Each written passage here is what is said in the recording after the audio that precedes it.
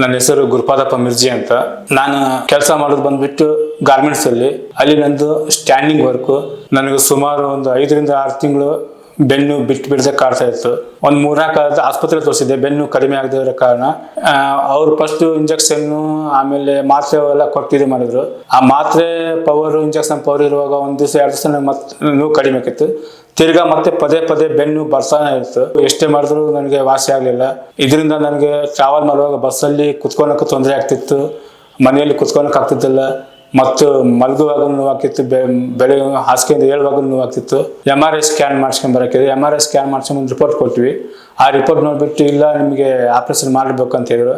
ನಾನು ಅವಾಗ ಆಪರೇಷನ್ ಅಂದ್ರೆ ನನಗೆ ಭಯ. ಮತ್ತೆ ನನಗೆ ಫ್ರೆಂಡ್ಸ್ ಬೇರೆ ಹೇಳಿದ್ರು ಆಪರೇಷನ್ ಮಾಡಿಸ್ಬೇಡ, ಬೇರೆ ಏನಾರ ಟ್ರೀಟ್ಮೆಂಟ್ ಅಂತ ಹೇಳಿದಾಗ ಅವಾಗ ನನಗೆ ಈ ಸೌಖ್ಯ ಆರ್ಥೋ ಕೇರ್ ಒಂದು ಆ್ಯಡ್ ಮಾಡಿ ನಾನು ಬಂದಿಲ್ಲ ಮೀಟ್ ಮಾಡಿ ಟ್ರೀಟ್ಮೆಂಟ್ ಶುರು ಮಾಡಿದೆ.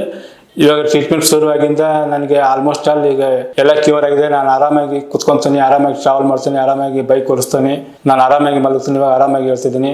ಯಾವುದೇ ರೀತಿಯಾಗಿ ನನಗೇನು ತೊಂದರೆ ಆಗಿಲ್ಲ. ಇವಾಗ ನನಗೆ ಎಷ್ಟೇ ನಿಂತ್ಕೊಂಡ್ರೂ ತೊಂದರೆ ಏನಾಗಲ್ಲ. ನಾನು ಮೊದಲಿಗಿಂತನೂ ನನ್ನ ಬೆನ್ನು ಕಾಲು ಎಲ್ಲ ಇವಾಗ ವಾಸಿ ಆಗಿದೆ. ಈ ಆಸ್ಪತ್ರೆ ಬಂದಮೇಲೆ ನಾನು ಯಾವುದೇ ರೀತಿ ಮೆಡಿಸಿನ್ ಆಗಲಿ ಇಂಜೆಕ್ಷನ್ ಆಗಲಿ ಏನು ತೊಗೊಂಡಿಲ್ಲ. ಬರೀ ಟ್ರೀಟ್ಮೆಂಟ್, ಅದೇ ಲೇಸರ್ ಟ್ರೀಟ್ಮೆಂಟ್ ಕೊಡ್ತಿದ್ದಾರೆ. ಎಕ್ಸರ್ಸೈಸ್ಗಳು ಕೂಡ ಇಲ್ಲಿ ಮಾಡಿಸ್ತಾ ಇದ್ದಾರೆ ನಮ್ಮ ಕೈಲಿಂದ. ನಮ್ಮ ನೋವು, ಅದರಿಂದ ನೋವು ಎಲ್ಲ ಇವಾಗ ನಮಗೆ ಸಂಪೂರ್ಣವಾಗಿ ವಾಸಿಯಾಗಿದೆ.